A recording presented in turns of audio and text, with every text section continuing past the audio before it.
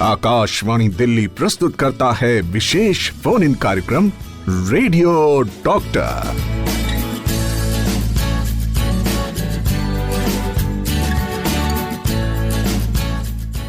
3 बज चुके हैं घड़ी में और आकाशवाणी रेनबो पर समय हो गया है कार्यक्रम रेडियो डॉक्टर का। आज हमारा टॉपिक है निमोनिया और इस सिलसिले में हमारे साथ है expert doctor Sanjay Kumar.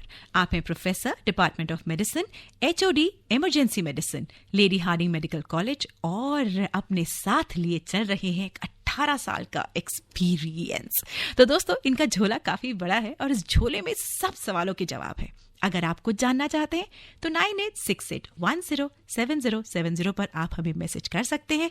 Radio तो आप सुन ही रहे हैं और अब आप सुनेंगे आवाज डॉक्टर संजय कुमार की। धन्यवाद, काफी अच्छा लग रहा है। तो निमोनिया देखिए, जैसी ठंड बढ़ती है और पोल्यूशन का लेवल बढ़ जाता है तो निमोनिया के केसेस भी बढ़ने लग जाते हैं, whether it is viral. Pneumonia इधर, निमोनिया उधर, आखिर ये निमोनिया बला है क्या? निमोनिया का सीधे तौर से अगर हम बात करें तो निमोनिया का मतलब है इन्फेक्शन, लंग्स का इन्फेक्शन हो जाना, यानी कि फेफड़ों में इन्फेक्शन, चाहे वो बैक्टीरिया का इन्फेक्शन हो या फिर वायरस का हो या फिर अन्य कोई कीटाणु का हो, तो सीधे सीधे वो नाक से जाके या मुंह के रास्ते से जाता हुआ सीधा लंग्स में अटैक करता है और वहां पे वो इन्फेक्शन कर देना, उसको निमोनिया हम कहते हैं। तो दोस्तों, आप समझ ही गए हैं कि हमारे साथ है डॉक्टर संजय कुमार, जो कि प्रोफेसर हैं डिपार्टमेंट ऑफ मेडिसिन, एचओडी हैं इमरजेंसी मेडिसिन के। कार्यक्रम radio doctor Akashvani rainbow. Topic है आज का निमोनिया। आपके साथ हूं मैं मीना जैन, अपने श्रोताओं की सबसे बड़ी फैन। 9868107070 पर मुझे इंतजार है आपके सवालों का। निमोनिया से लेकर कुछ भी आप आज यहाँ पूछ सकते हैं। उसका एक कारण है, क्योंकि दोस्तों हम हैं यहाँ। डॉक्टर साहब, दिल्ली में जिस तरह से अभी पोल्यूशन का हाल है, तो पोल्यूशन और निमोनिया का आपस में कितना स्ट्रॉन्ग कनेक्शन है? देखिए, कोई भी प्रदूषण है, चाहे वो स्मोकिंग हो, स्मोक रिलेटेड हो, जैसे हम टोबैको स्मोक की बात कर लें या जो हम बायोगैस की बात करते हैं, स्पेशली जो चूल्हा स्मोकिंग होता है, जो औरतें जो करती हैं, तो ये कहीं ना कहीं जाके हमारे फेफड़ों में जाता है और फेफड़ों की जो इम्यूनिटी है, जो वहाँ के जो लोकल इम्यूनिटी है, वो कम करता है। तो ये देखा गया है कि जो पोल्यूशन के साथ साथ निमोनिया के केसेस भी बढ़ जाते हैं और जिस कंट्रीज में पोल्यूशन कम होता है उसमें निमोनिया के केसेस भी कम रहते हैं। बट ये सिर्फ इतना ही है कि लेकिन आप कहेंगे कि पोल्यूशन से ही निमोनिया हो जाता है, ये कहना गलत होगा, क्योंकि ये है कि इम्यूनिटी कम कर देता है। उसके बाद जो बैक्टीरियाज हैं जो हमारे बॉडी में जाते हैं और अक्सर जाते ही रहते हैं, क्योंकि नाक तो खुला ही है और हमें सांस लेना ही लेना है जी। तो वो जब अंदर जाते हैं तो वो इम्यूनिटी कम होने की वजह से वहां पे वो अपना घर बना लेते हैं और कहीं ना कहीं हमें इन्फेक्शन कर देते हैं, जिससे फिर हमें एंटीबायोटिक्स की सहारा लेना पड़ता है। इस बात से 2 बात निकल कर आई। एक तो जैसे आपने कहा कि नाक खुला ही रहता है, इसका मतलब यहाँ पे मास्क का उपयोग काफी इंपॉर्टेंट हो जाता है। दूसरा, इन्फेक्शियस है ये, तो क्या कम्युनिटी इन्फेक्शियस से कुछ इसका कनेक्शन है? बिल्कुल। देखिए, जहाँ पे ओवर क्राउडिंग होती है, स्पेशली झुग्गी झोपड़ियों में, या फिर इम्यूनिटी कम होता है जिन बच्चों का, जिनको खान पान सही नहीं है, न्यूट्रिशियस डाइट नहीं मिलता है, प्रोटीन की डाइट की कमी है, मिनरल्स और विटामिन की कमी है, फल फ्रूट और जो सब्जियां हैं वो कम, तो ऐसे बच्चों में खास करके, और ओवर क्राउडिंग जहाँ पे है तो वहां से बड़ी जल्दी से ये फैलता है, क्योंकि ये ड्रॉपलेट इन्फेक्शन से फैलता है। यानी कि आपका जो छींकने से या खांसने से, यहाँ तक कि बात करने से भी, अगर आप बिल्कुल करीब हैं और बात कर रहे हैं तो आपके अगर अंश भी पहुंचा सामने तो ये, क्योंकि वे सस्पेंडेड हो जाते हैं, जो माइन्यूट ड्रॉपलेट्स होते हैं वो एयर में सस्पेंडेड हो जाते हैं, वो आपको इन्फेक्शन करने के लिए काफी होते हैं। तब तो फिर आपसे अगला सवाल मेरा यही होगा कि क्योंकि ये कम्युनिटी इन्फेक्शियस भी है और आपने कहा कि मुंह खोलने भर से ही इसके फैलने के चांसेस बढ़ जाते हैं और पोल्यूशन भी है, प्लस हम क्राउडेड जगह पर भी रहते हैं, तो ऐसे में मास्क का कितना रोल है? देखिए, बहुत काफ़ी रोल है, क्योंकि स्पेशली जो 2 तरह के हम देखते हैं कि एक तो सर्जिकल मास्क होते हैं या आजकल कपड़े के भी मास्क जो लगा के लोग घूमते हैं, लेकिन उसमें आपको समझना पड़ेगा कि ये जो मास्क होते हैं ये किनको लगाना चाहिए। अगर आपको कोई बीमारी नहीं है, कोई दिक्कत नहीं है और आप ये प्रिवेंशन के लिए लगा रहे हैं तो ये आपके लिए फ़ायदा नहीं है। ये उसको लगाना चाहिए जिसको खांसी है, जुकाम है या छींकें आ रही हैं, जिसको अपर रेस्पिरेटरी इन्फेक्शंस है, तो उनको लगाएंगे तो ये ड्रॉपलेट इन्फेक्शंस फैलेगा नहीं, दूसरे लोगों को नहीं होगा। ये अगर कोई दूसरा जो खांस रहा है, छींक रहा है, उसने नहीं लगा रखा है और आपने लगा रखा है, तो ये इतना ज़्यादा कारगर नहीं साबित होते हैं। इसके लिए आपको फिर रेस्पिरेटर होता है, जो आपने सुना होगा N95 या N99 होते हैं जी। ये उस चीज़ के लिए बने हुए हैं कि बहुत माइन्यूट ड्रॉपलेट्स जो होते हैं, 95 का मतलब होता है 95% इनकी एफिशिएंसी है, 99 का मतलब 99% एफिशिएंसी है, और जो N होता है वो मतलब होता है कि नॉन ऑयल वाले जो पार्टिकुलेट मैटर्स हैं। इस तरह से फिर आपका R95 भी आता है और P95 भी आता है। तो R95 मतलब रेजिस्टेंट जो होते हैं, तो रेजिस्टेंट होते हैं बट 8 आवर्स के लिए, ऑयल रेजिस्टेंट होते हैं ये। जो जहाँ पे ऑयल वाले पार्टिकुलेट्स मैटर है वहाँ पे ये 8 घंटे तक ये काम करते हैं, जो R95 होते हैं। और जो P95 होते हैं वो पूरी तरह से प्रूफ होते हैं, ऑयल प्रूफ होते हैं। तो ऑयल पार्टिकुलेट मैटर जहाँ पे होगा तो वहाँ पे ये कारगर साबित होते हैं। तो उन लोगों को ये हमें समझना पड़ेगा कि मास्क और रेस्पिरेटर में क्या फ़र्क है। तो हमें कहाँ पे मास्क पहनना चाहिए, कहाँ पे रेस्पिरेटर पहनना चाहिए, तो ये हमें पता होना चाहिए। तो एक बात तो ये क्लियर हुई कि जिन्हें सर्दी जुकाम है उन्हें तो डेफिनेटली मास्क पहनना ही चाहिए। एग्जैक्टली। जिन्हें इस तरह की कोई प्रॉब्लम नहीं है, अगर वो भी पहनना चाहते हैं ताकि अगर बाय चांस पब्लिक में कोई छींका या खांसा और उन तक मैटर ना पहुंचे, तो उन्हें N95 जैसे मास्क को ही इस्तेमाल करना चाहिए। बिल्कुल। ओके, इस पर हमारी चर्चा जारी रहेगी। हम बात कर रहे हैं आज निमोनिया की। कार्यक्रम रेडियो डॉक्टर में आकाशवाणी रेनबो, और इस वक्त हमारे साथ उपस्थित है स्टूडियो में डॉक्टर संजय कुमार। ले रही हूं एक छोटा सा ब्रेक, इस आशा के साथ कि 9868107070 पर आप मुझे मैसेजेस भेजेंगे। 2 मैसेजेस आ चुके हैं, विजयपुरा कर्नाटका से सागर का, और फिर एक हमारे सीनियर सिटीजन साहब हैं, उन्होंने भी मुझे भेज दिया है। तो बस इस छोटी सी ब्रेक के बाद मैं आती हूँ इन मैसेजेस पर। आप सुन रहे हैं विशेष फोन इन कार्यक्रम रेडियो डॉक्टर। डॉक्टर साहब, इन्फेक्शियस है और छींक और जुकाम और खांसी से फैल सकता है। निमोनिया शब्द से ही थोड़ा डरावना सा लगता है, तो वैक्सीन्स इसमें कितनी कारगर होती हैं? वैक्सीन्स काफ़ी कारगर होती हैं, स्पेशली जो आपके सीरियस इन्फेक्शन करने में ये प्रिवेंशन करती है। ऐसा नहीं है कि आपको ये निमोनिया होगा ही नहीं, लेकिन वैक्सीन अगर आपने लगा रखा है तो सीरियस इन्फेक्शन आपके होने के चांसेस कम, क्योंकि आपने एक अपने बॉडी इम्यून सिस्टम को एक इंट्रोडक्शन दे दिया है वैक्सीन के जरिए कि वो बैक्टीरिया कैसा दिखता है, कैसा। तो एक छोटी सी इम्यूनिटी आपकी डेवलप हो गई है आपके बॉडीज में। तो फिर वो जब रियल में इन्फेक्शन होता है तो बॉडी को मेमोरी में रहता है, बॉडी को इम्यून सिस्टम में, तो वो तुरंत जो एंटीबॉडीज़ हैं वो तुरंत पैदा करके वो उस इन्फेक्शन को कंट्रोल कर पाते हैं। तो बहुत सीवियर इन्फेक्शन नहीं होता, लेकिन माइल्ड इन्फेक्शन जरूर हो सकता है। ओके, तो हमारे 73 साल के सीनियर सिटीजन साहब हैं, उन्होंने अपना नाम नहीं लिखा है, जगह भी नहीं लिखी कि वो कहाँ से हैं, लेकिन वो जानना चाहते हैं कि मेरे लिए एक अच्छा वैक्सीन कौन सा होगा। देखिए, 65 के बाद जी जो वैक्सीन हम एडवोकेट करते हैं वो है निमोकोकल वैक्सीन, जो निमोवैक 23 के नाम से आता है। और इन्फ्लुएंजा वैक्सीन होते हैं जो हम जैसे ठंड के स्टार्टिंग में सितंबर अक्टूबर में हम लोग लगाते हैं। तो जो इन्फ्लुएंजा वैक्सीन होता है वो एवरी ईयर लगाते हैं हम लोग, और जो निमोवैक वैक्सीन होता है एवरी 5 ईयर्स लगाते हैं। बट ये सभी को एडवोकेटेड नहीं है। अगर आप हेल्दी हैं तो आपको लेने की ज़रूरत नहीं है। ये उन्हीं को एडवोकेटेड है जिनके लंग्स वीक है, जिनको पहले से कोई लंग की प्रॉब्लम है, जैसे COPD है या और कोई बीमारी है जिसमें आपका इम्यूनिटी कम है। तो उस कंडीशन में हम ये निमोवैक 23 जो होता है, यानी कि 23 बैक्टीरियाज जो है उसके लिए ये कारगर होता है। इसी तरह से अलग अलग निमोवैक 20 भी आता है और अलग तरह के भी आते हैं। तो ये बेसिकली निमोवैक 23 इन लोग में लगाते हैं जो एंड स्टेज लंग डिजीज हैं या अन्य जैसे ट्रांसप्लांट पेशेंट्स हैं जिनमें इन्फेक्शन का खतरा रहता है। तो जिन्हें अगर पहले से ही कोई कोमोर्बिडिटीज हो, जैसे कि किसी को डायबिटीज है या कोई हार्ट पेशेंट है या BP ऊपर नीचे रहता हो, तो उनके लिए भी क्या ये वैक्सीन कारगर है और उनको लगवाना चाहिए? बिल्कुल। देखिए, डायबिटीज में तो नहीं एडवोकेटेड है, ना ही हाइपरटेंसिव के लिए, लेकिन आपने बताया कि जिनको हार्ट की प्रॉब्लम है, अगर आपका हार्ट काफ़ी वीक है और आपका जो इजेक्शन फ्रैक्शन काफ़ी कम है, तो उसमें ऐसा होता है कि अगर कहीं पे भी इन्फेक्शन होगा, स्पेशली रेस्पिरेटरी इन्फेक्शन, तो आपके जो हार्ट पे भी जोर पड़ेगा।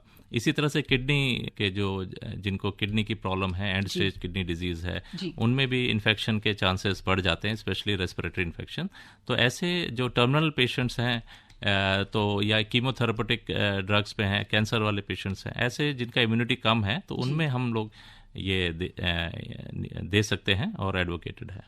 इस तरह की वैक्सीन्स का इन लोगों पर खास तौर पे जिनकी लो इम्यूनिटी है कोई साइड इफेक्ट्स तो नहीं है? हाँ, उसमें डोजेस थोड़ा सा फर्क पड़ता है। उसमें स्पेशली कई बार हमें डबल डोज देना पड़ता है, क्योंकि वो इतना इम्यून सिस्टम को अपना जनरेट नहीं कर पाते हैं, जिससे कि तो वो इम्यून प्रोटेक्ट हो, और एक्स्ट्रा कवच देना पड़ता है। एग्जैक्टली तो वो कई बार हमें ये करना पड़ता है। अदरवाइज जो अगर आपका इम्यूनिटी ठीक है, आपके लंग्स में प्रॉब्लम है, फिर हम नॉर्मल डोज में आपको दे सकते हैं। तो ऐसे में आप क्या सजेस्ट करेंगे इन लोगों को अपना ये वैक्सीन किन से लगवाना चाहिए? अधिकतर क्या हम आसपास ही कोई कंपाउंडर देख के लगवा लेते हैं? नहीं, तो पूरी ये डॉक्टर्स से आप मिलके ही इसको लिखवाएं तो वो अच्छा रहता है, क्योंकि डॉक्टर्स को पता होता है कि किस कंडीशन में आपको देना है, नहीं देना है, क्योंकि सबके लिए एडवोकेटेड नहीं है, क्योंकि हर वैक्सीन का कोई ना कोई साइड इफेक्ट्स भी हो सकते हैं, स्पेशली जो out of box side effects होते हैं, कई बार वो भी हो जाते हैं। तो इसलिए under supervision qualified doctors, practitioners, उनके सुपरविजन में ही लगवाना चाहिए। इसी सिलसिले में एक और सवाल, प्रेग्नेंट वुमेन, छोटे बच्चे और जैसे बुजुर्ग का तो आपने बता ही दिया, इनके लिए निमोनिया का बचाव का क्या तरीका हो सकता है? हाँ, देखिए, जो 5 साल से जो कम के बच्चे हैं, उनमें खास करके निमोनिया के चांसेस काफ़ी ज़्यादा होते हैं, स्पेशली 1 साल के नीचे जो बच्चे हैं, और हमने इन्फेंट्स जिनको कहते हैं, तो उनमें इम्यूनिटी भी कम होती है, लंग्स भी इमेच्योर होता है, और तो वो पहली बार जो बैक्टीरियाज के संपर्क में भी आते हैं, वायरसेस के संपर्क में आते हैं, तो बहुत जल्दी इनमें इन्फेक्शन के घर बना लेता है। तो ऐसे में वैक्सीन्स का पूरा जो हमारा जो नेशनल वैक्सीन प्रोग्राम है, उसको फॉलो करना बहुत ज़रूरी है। आजकल जो जैसे इन्फ्लुएंजा है, या आपके हेपेटाइटिस बी, हेप बी जो आता है, जो HIV है, H इन्फ्लुएंजा बी के जो वैक्सीन हैं, या DPT वैक्सीन है, जिसमें पर्टूसिस भी, जो पर्टूसिस वूपिंग कफ के नाम से जो बीमारी है, तो ये सारी जो बीमारियां हैं, डिप्थीरिया है, ये भी रेस्पिरेटरी इन्फेक्शन की बीमारी होती है। तो ये सारी बीमारियां जो हैं कहीं ना कहीं प्रिवेंटेबल है, और ये वैक्सीन प्रिवेंटेबल हैं, डिजीजेस में आते हैं। तो इनमें आपको पूरी वैक्सीन्स को फॉलो करते हुए सारी वैक्सीन्स लगवानी चाहिए। पर मुद्दे की बात यह है कि अगर हम इतना सा ध्यान रख लें कि हमें वैक्सीन लगवानी है, खास तौर पे इस एक खास ग्रुप को, तो हम अपने आप को इस बड़ी बीमारी के जो एंड रिजल्ट है उनसे बचा सकते हैं। हो सकता है केवल छू के हमें निकल जाए। एग्जैक्टली देखिए, हमने पोलियो को भी इरेडिकेट किया है वैक्सीन के जरिए ही। बिल्कुल। तो ये पॉसिबल है कि हम लोग कुछ बीमारियां जो वैक्सीन इरेडिकेटेबल बीमारियां हैं, उनको हम प्रिवेंटेबल हैं, इरेडिकेटेबल भी हैं कुछ बीमारियां। तो ऐसे में हमें पूरा सतर्क और अपना पूरा योगदान देना चाहिए कि हम एक तो अपने को भी बचाएं और दूसरों को भी बचाएं ऐसे इन्फेक्शन से। तो देखिए दोस्तों, इतनी सी बात है और उससे मिल सकती है हमें बहुत सारी खुशी, और इन खुशियों से हमारा आशियाना बन सकता है बेहद खुश। आप सुन रहे हैं विशेष फोन इन कार्यक्रम रेडियो डॉक्टर। आकाशवाणी रेनबो कार्यक्रम रेडियो डॉक्टर, और मेरे साथ जो डॉक्टर है उनका नाम है डॉक्टर संजय कुमार। प्रोफेसर हैं डिपार्टमेंट ऑफ मेडिसिन, HOD हैं इमरजेंसी मेडिसिन के। कई सारे पेपर्स इनके राष्ट्रीय अंतर्राष्ट्रीय स्तर पर छप चुके हैं और कई किताबों में भी अपना योगदान दे चुके हैं। वैसे आपको बता दूं, इन्हें चेस खेलने का काफी शौक है। पूछा था मैंने, ब्लैक वाली पसंद है या व्हाइट? कहते जो मिल जाए, हमें तो बस खेलने से मतलब है। क्या बात है। तो डॉक्टर साहब, हम बात कर रहे हैं निमोनिया की, और हमारे एक श्रोता ने हमसे सवाल पूछा है। इनका नाम है फरीद मंडल, दिल्ली से। 3 साल का बेबी है कि क्या निमोनिया में हनी का इस्तेमाल करना ठीक रहेगा? मिस्टर फरीद, हनी का जहाँ तक रोल है वो ये सिर्फ गले तक का रोल है, ये कोई ट्रीटमेंट नहीं है निमोनिया का। इसमें जो इरिटेटिंग कफ, ड्राई कफ होता है, स्पेशली जो गले में इरिटेशन होता है, तो वहाँ पे अगर आप लेते हैं तो ये सूदिंग इफेक्ट देता है गले में। तो वहाँ पे स्पेशली जो पोस्ट वायरल जो निमोनिया का आपका गले में इन्फेक्शन हुआ, वायरल इन्फेक्शन है, तो उसके बाद देखा गया है कि कई दिनों तक आपको खांसी आ रही है, सूखी खांसी आ रही है, गले से आ रही है। तो ऐसे में वो हनी काफ़ी सूदिंग इफेक्ट करता है। बट निमोनिया तो लंग्स का इन्फेक्शन है और ये बैक्टीरियल इन्फेक्शन है या वायरल भी हो सकता है, तो इसमें हनी का ज़्यादा रोल नहीं है। इसमें आप अपने डॉक्टर से मिलके ही इसका इलाज कराएं। अभी जब हमने प्रोग्राम शुरू किया था तो यही बात हुई कि निमोनिया लंग्स के इन्फेक्शन की बीमारी है। लंग्स के इन्फेक्शन की और भी कई सारी बीमारियां होती है, तो किस तरह से डिफरेंशिएट या कौन से टेस्ट या कौन से ऐसे लक्षण होते हैं जो इसको डिफरेंशिएट करते हैं कि हाँ ये निमोनिया है, ये COPD है या फिर कोई और चीज? देखिए, स्पेशली जो जिनको लंग्स की प्रॉब्लम नहीं है पहले से जी, उनको अगर फीवर होता है, हाई ग्रेड फीवर है, साथ में खांसी हो रही है और खांसी के साथ साथ आपको सांस फूलने लग जाए जी, तो ये तीन जो लक्षण है, फीवर, हाई ग्रेड और बहुत ही छोटे समय में यानी 2-4 दिन का फीवर या 5 दिन का फीवर और साथ में सांस फूल रहा है, तो इस ऐसे कंडीशन में हमें निमोनिया एक बहुत बड़ा प्रोबेबिलिटी बन जाता है। इसके साथ साथ अदर सिम्टम्स भी आ जाते हैं, जैसे आपको ठंड भी लग सकती है, सर में दर्द हो सकता है, छाती में दर्द हो सकता है या मांसपेशियों में दर्द हो सकता है। इसके अलावा आपको सांस फूलने के साथ साथ जैसे जो बलगम आ रहा है, बलगम की भी जो शिकायत होती है, उसमें येलो बलगम, ग्रीन बलगम, रस्टी कलर्ड बलगम या उसमें खून भी आ सकता है। तो ये जब सारी 2-3 दिन का बुखार होता है और हम जब डॉक्टर के पास जाते हैं तो हमें कई सारे टेस्ट लिख देते हैं, तो निमोनिया पॉजिटिव कितने दिनों में आता है? इसका कोई ब्लड टेस्ट है? ब्लड टेस्ट हम कराते हैं। इसमें सबसे पहले तो हम देखते हैं कि इन्फेक्शन आपका है या नहीं है, तो उसके लिए हम ब्लड टेस्ट कराएंगे। उसमें हमें ये पता चल जाएगा कि जनरल इन्फेक्शन में जैसे कि न्यूट्रोफिल्स बढ़े हुए हैं, जो CBC हम कराते हैं, उसमें हमें भी अगर बढ़ा हुआ आ रहा है, हाँ, तो उसमें हमें ये जनरल, लेकिन अगर हमें स्पेसिफिक ऑर्गेनिज्म देखना है जी, तो हमें स्पूटम की जांच करानी पड़ेगी। बलगम की जांच का हम कल्चर करा सकते हैं, ग्राम स्टेनिंग एक होता है, वो भी हम करा सकते हैं। कई बार क्या होता है, निमोनिया जो आपके लंग से निकल करके ब्लड में आ जाता है, अगर ऐसी स्टेज आ जाती है तो फिर वो ब्लड में भी कल्चर में पॉजिटिव आ जाता है। ओके, तो उसका यही है कि ठंड लग के बुखार जो जिनको बहुत शिवरिंग हो रही है या इस तरह की चीज़ें होती हैं, तो हम ब्लड के कल्चर्स भी भेजते हैं और साथ में स्पूटम एग्जामिनेशन भी कराते हैं। इसके साथ साथ चेस्ट एक्सरे कराना बहुत अनिवार्य हो जाता है, जिसमें हमें ये पता चलता है कि एक तरफ का निमोनिया है या दोनों तरफ का निमोनिया है, लोबार निमोनिया है या ब्रोंको निमोनिया है। तो वो टाइप्स के अलग अलग तरह के कई बार होता है कि हमें खांसी है और बुखार भी आ रहा है और कई दिनों तक चलते जा रहा है हमारे पास और हमने एक्सरे भी नहीं कराया, डॉक्टर्स के पास भी नहीं गए जी, तो ये क्या होता है कि ऐसे कंडीशन में कॉम्प्लिकेशंस भी आ जाते हैं। जी जी, तो उससे बचना हमें बहुत जरूरी है। जैसे अभी लंग्स की बात हुई और फिर आ गया ब्लड में निमोनिया, जी, तो ये क्या स्टेजेस हैं या ये कई तरह के निमोनिया होते हैं? देखिए, अगर आप इलाज नहीं करते हैं, अगर लंग्स का इन्फेक्शन है, आपने इलाज नहीं किया, तो उसके कॉम्प्लिकेशंस में चला जाता है, वो लंग एब्सेस भी बन सकता तो है। यानी कि स्टेजेस हो जाती हैं। जी, तो उसमें जो एक तो स्टेजेस जो 4 तरह के हम लोग स्टेजेस होते हैं, वो अलग स्टेजेस होते हैं, पैथोलॉजिकल स्टेजेस होते हैं वो, लेकिन जो क्लिनिकल स्टेजेस होते हैं उसमें तो आपका यही है कि एक तो एक्यूट इन्फेक्शन होता है, फिर उसके बाद अगर आप ट्रीट नहीं करते हैं तो वो फैलने लगता है, पूरे जिस्म में आपके इन्फेक्शंस हो सकते हैं, थ्रू द ब्लड स्ट्रीम आपको जा सकते हैं, या फिर वो ट्रीटमेंट अगर देते हैं तो डेफरेसेंस यानी कि वो ठीक होने के स्टेजेस में जाता है, तो वो ठीक भी हो सकता है। ओके, ये तो बात हुई स्टेजेस की, तो क्या कुछ निमोनिया के भी प्रकार होते हैं? जी हाँ, अलग अलग तरह के निमोनियाज होते हैं, लोबार निमोनिया होता है, ब्रोंको निमोनिया होता है। तो इस तरह के जैसे डिपेंडिंग अपॉन कि ऑर्गेनिज्म क्या है आपका, अगर बैक्टीरिया है तो वो लोबार निमोनिया कर सकता है,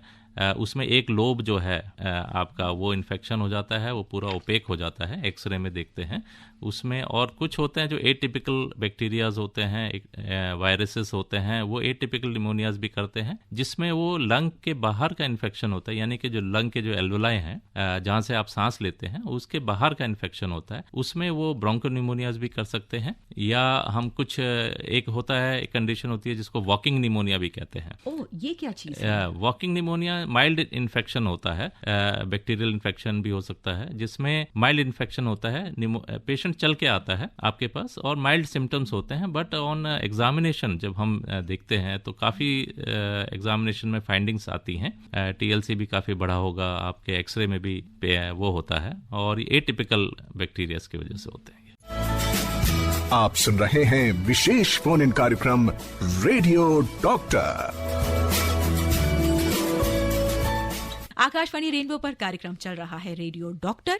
इस वक्त हमारे साथ उपस्थित हैं doctor Sanjay Kumar, professor department of medicine, HOD emergency medicine, और हम बात कर रहे हैं आज निमोनिया की। हमने बहुत सारी बातें की, तो डॉक्टर साहब अब ये सवाल आता है कि निमोनिया हो गया है और पता चल गया है, कंफर्मेशन हो चुकी है, तो अब हमारा क्या स्टेप होना चाहिए? सबसे पहले तो निमोनिया के जैसे कि कितना सिवियर निमोनिया है उस पर भी डिपेंड करता है कि आपको हॉस्पिटलाइज किया जाएगा या नहीं किया जाएगा। ओके।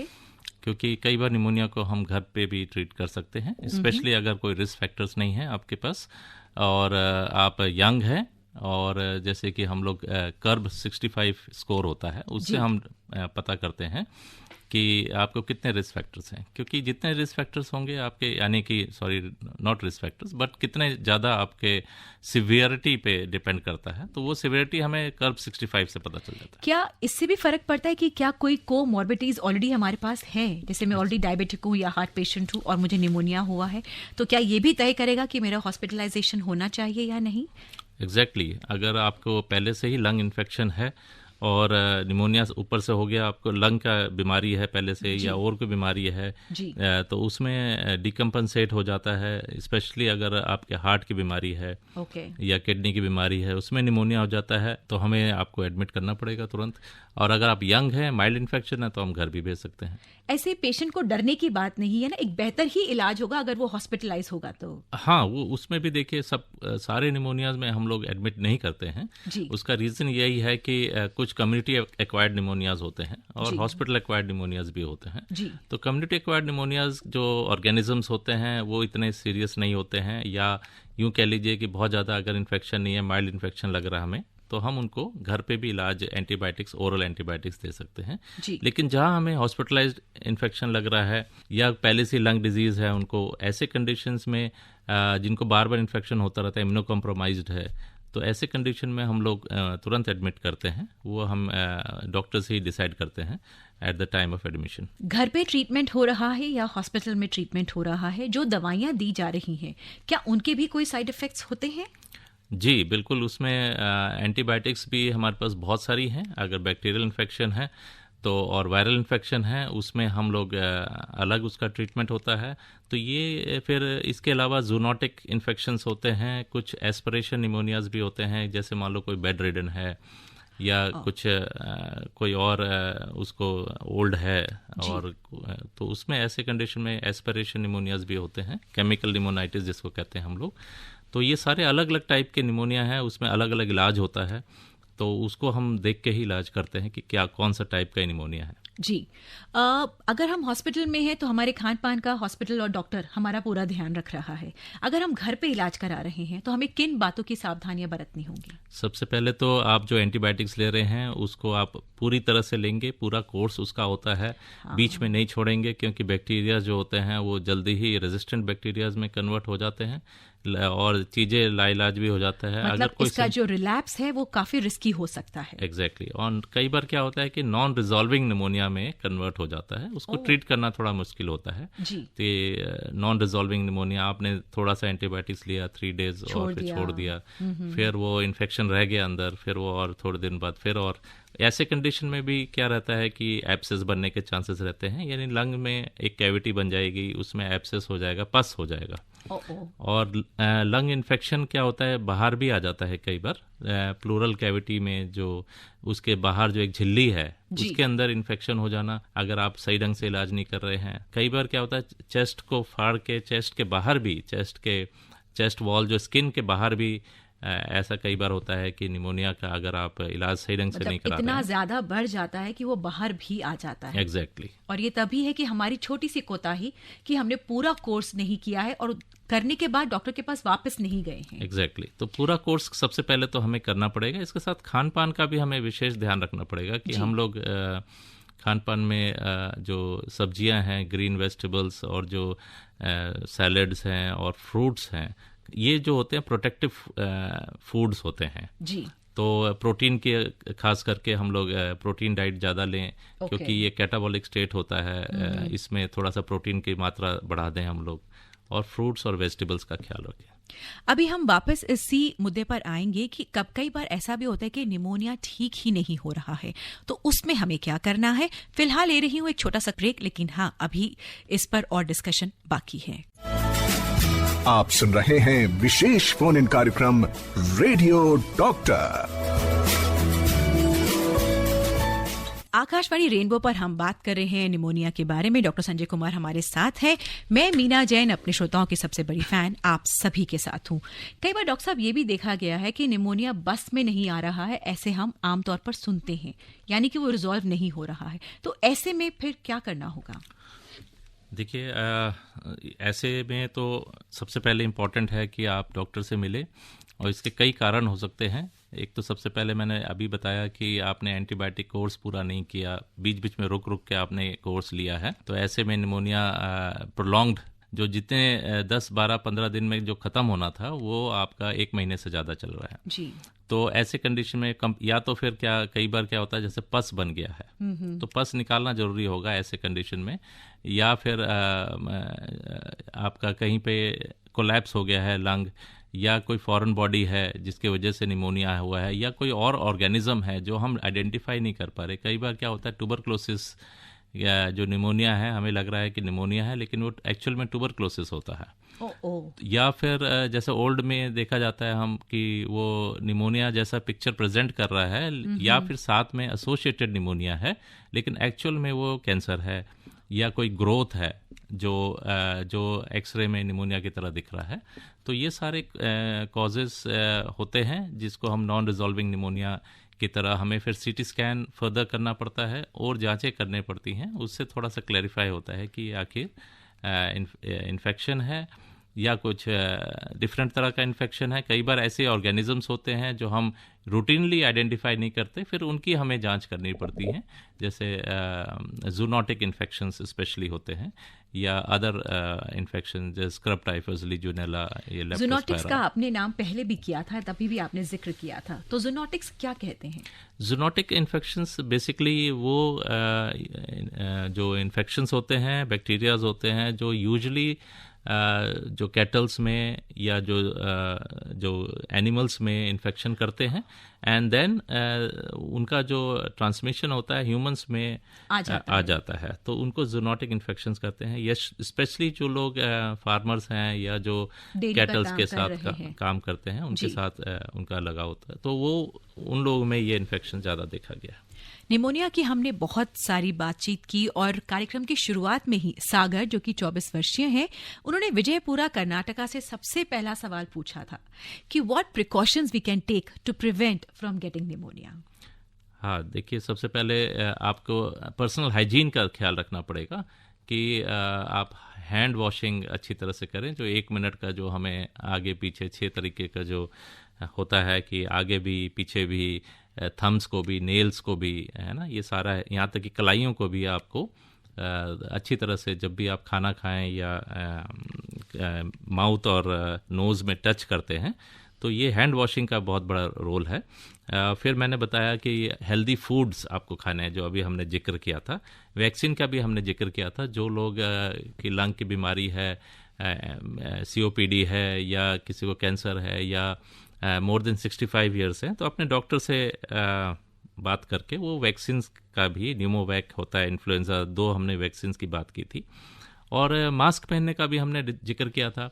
अगर आपको इन्फेक्शन है तो आप सर्जिकल मास्क पहन के रहें, अगर नहीं है और आप ऐसे किसी व्यक्ति के संपर्क में हैं या हॉस्पिटल जा रहे हैं जहाँ पे निमोनिया के आम केसेस होते हैं, तो आप N95 पहन के जाएं वहाँ पे, ऐसी जगह पे। और एक जो सोशल डिस्टेंसिंग का हम लोग कोविड में भी हमने जिक्र किया था, तो 6 फीट का जो दूरी था वो यहाँ पे भी लागू होता है, क्योंकि जो ड्रॉपलेट इन्फेक्शंस होते हैं वो इतना दूर तक नहीं जाते हैं। तो 6 फीट का डिस्टेंस आप मेंटेन रखें और अपने आप को स्वस्थ रखें, एक्सरसाइज करें और माइंड को भी फ्रेश रखें, नींद भी पूरा लें। ये सब चीज़ों से आपका हेल्थ भी स्वस्थ रहेगा और ये बीमारियों से आप स्वस्थ। इस वक्त जो पोल्यूशन का स्तर है उसे देखते हुए किस तरह के प्रिकॉशंस हम ले सकते हैं कि हमें लंग्स इन्फेक्शन ना हो या हम उनसे बचे रहें? एग्जैक्टली तो इसमें जो होता है, जैसे जो पानी की कमी हम लोग देखते हैं कि जो हमारा जो क्लियरिंग सिस्टम होता है जो बॉडी का, वो होता है कि जो म्यूकस के थ्रू हमारा जो लंग्स क्लीन करता रहता है जी। तो म्यूकस प्रोडक्शन तभी अच्छा रहेगा जब हम पानी की मात्रा अच्छी तरह से, तो हम लोग ठंड में ज़्यादातर हम लोग पानी कम पीने लग जाते हैं, तो म्यूकस क्लियरेंस याद ही नहीं आता कि पानी पीना है। एग्जैक्टली जी। तो हम लोग पानी पीते रहें, उससे क्या होगा, म्यूकस क्लियरेंस आपका जो पोल्यूटेंट्स हैं वो आपने नेचुरली वो क्लियर करते रहेंगे। इसके साथ जो मैंने अभी जो बताया कि आप हेल्दी फूड, खाना पीना, हाँ एक्सरसाइज, ये सब आप जरूर रखें, और जब भी आप हॉस्पिटल के प्रेमिसेस में जाएं तो N95 जरूर पहन के जाएं, इससे भी आपका बचाव रहेगा। आप सुन रहे हैं विशेष फोन इन कार्यक्रम radio doctor.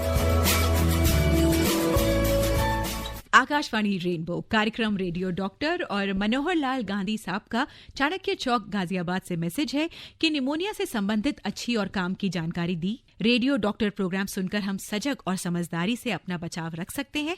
Very very nice show. Thank you so much Manohar साहब कि आपने हमें इतना अच्छा फीडबैक दिया। उसके बाद मैसेज में भाई ने अपना नाम नहीं लिखा है, 20 वर्षीय उम्र है इनकी। थोड़ा भी धूल, गर्दा या धुआं में जाने पर सांस लेने में दिक्कत होती है, चेस्ट में दर्द होने लगता है, तो क्या ये ट्यूबरकुलोसिस के लक्षण हैं? जिस तरह से आपने जिक्र किया है अपने सिम्टम्स का, इस तरह से तो मुझे लग रहा है कि आपको एलर्जी की प्रॉब्लम है, क्योंकि डस्ट और फोमाइट जो होता है उससे एलर्जी, डस्ट एलर्जी काफ़ी लोगों को होता है।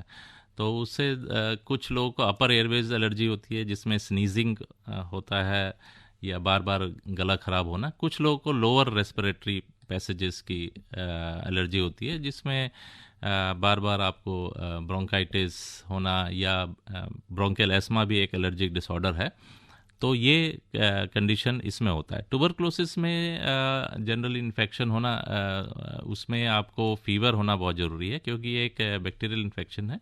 ऑल्दो इसमें माइल्ड फीवर हो सकता है, माइल्ड टू मॉडरेट फीवर हो सकता है, भूख नहीं लगना ये भी एक बहुत बड़ी लक्षण है, और साथ में आपको वेट लॉस होता है। तो इवनिंग राइज का जो टेम्परेचर होता है, इवनिंग, ये बड़ा क्लासिकल होता है ट्यूबरकुलोसिस के लिए, evening rise of temperature. And दूसरा weight loss and anorexia. Anorexia means भूख नहीं लगना। तो ये लक्षण होते हैं टीबी के। ये जो आपने बताए हैं ये एलर्जिक डिसऑर्डर ज़्यादा लग रहा है। Jitendra Shah, IT head Ghotul India NGO central team से हमसे पूछ रहे हैं कि क्या निमोनिया भी कोविड-19 की तरह एक सीरियस बीमारी है? निमोनिया बेसिकली एक जनरल टर्म है पूरे इन्फेक्शन जो लंग्स में इन्फेक्शन होता है, चाहे वो बैक्टीरिया से हो, वायरस से हो या माइकोबैक्टीरिया से हो। ट्यूबरकुलोसिस भी निमोनिया कर सकता है। इसके अलावा कई तरह के जो ऑक्यूपेशनल लंग डिजीजेस होते हैं या जूनोटिक डिजीजेस होते हैं, इस तरह के, या एस्पिरेशन निमोनिया होते हैं, कई तरह के निमोनिया है। तो एक जनरल टर्म है। वेरएज कोविड निमोनिया जो है ये भी एक वायरस, स्पेसिफिक वायरस से है जो कि कोरोना वायरस है। इसे एक वायरल इन्फेक्शन निमोनिया कहेंगे। तो एग्जैक्टली ये भी एक निमोनिया में ही आता है, बट अगर हम सिर्फ निमोनिया की बात करें तो एक बहुत ब्रॉड टर्म है। कोविड निमोनिया सिर्फ एक पर्टिकुलर वायरल इन्फेक्शन है जिसकी वजह से निमोनिया। इनका अगला सवाल है कि क्या एक कॉफ निमोनिया में बदल सकता है? एग्जैक्टली अगर जैसे कि अपर रेस्पिरेटरी इन्फेक्शन होता है तो मोस्ट ऑफ द इन्फेक्शन जो होता है वो आपका ठीक हो जाता है। और लेकिन कई बार देखा गया है कि अगर आप जो न्यूमोनियाज होते हैं वो अपर रेस्पिरेटरी इन्फेक्शन से स्टार्ट होते हैं लेकिन वो लोअर रेस्पिरेटरी इन्फेक्शन में चले जाते हैं। तो अगर हम अपर रेस्पिरेटरी इन्फेक्शंस हैं तो उसको हम तुरंत ठीक कर लें ताकि ये लोअर रेस्पिरेटरी इन्फेक्शन ना हो। और कई बार ये देखा गया है कि सीधा ही निमोनिया होता है, उसमें अपर एयरवेज का इन्वॉल्वमेंट नहीं होता है। तो ये दोनों कंडीशन है। तो यस, अगर हम अपर एयरवेज का इन्फेक्शन है उसको ठीक करेंगे तो लोअर रेस्पिरेटरी इन्फेक्शन से बच सकते हैं। और कफ दोनों ही कंडीशन में होते हैं, अपर रेस्पिरेटरी इन्फेक्शन में भी कफ होगा, लेकिन बलगम यूजुअली देखा गया है कि लोअर रेस्पिरेटरी इन्फेक्शंस में बलगम ज़्यादा होता है। कार्यक्रम का सफर अपने अंत पर आ चुका है, तो हम आपसे विदा लेना चाहेंगे। विदा लेने के पहले मेरे श्रोता भी, जैसे शिवांग कुमार साहब दिल्ली से कह रहे हैं कि कार्यक्रम बहुत अच्छा लगा और बहुत सारी काम की हमें जानकारी मिली। एक और श्रोता ने अपना नाम नहीं लिखा है लेकिन उन्होंने आपको सैल्यूट भेजा है, तो thank you so much doctor साहब। आप इतना कीमती समय आपने हमारे लिए निकाला और इतनी महत्वपूर्ण हमें जानकारी दी, और छोटी छोटी बातों से हम अपने आप को किस तरह से बचा सकते हैं ये आपने बहुत ही सरलता से हमें बताया। Thank you so much doctor साहब। थैंक यू, बहुत बहुत धन्यवाद। और मेरे प्यारे श्रोताओं, अगर इस कार्यक्रम के बारे में आप कोई भी सुझाव या अपना फीडबैक देना चाहते हैं तो healthairdelhi@gmail.com पर आप हमें लिख सकते हैं। एक बार फिर से, कोई तरह का सुझाव या फीडबैक healthairdelhi@gmail.com पर आप हमें अपना लिखकर भेज सकते हैं। अभी आप आकाशवाणी दिल्ली से विशेष फोन इन कार्यक्रम रेडियो डॉक्टर सुन रहे थे। कार्यक्रम की प्रस्तुतकर्ता थी शालिनी मित्तल।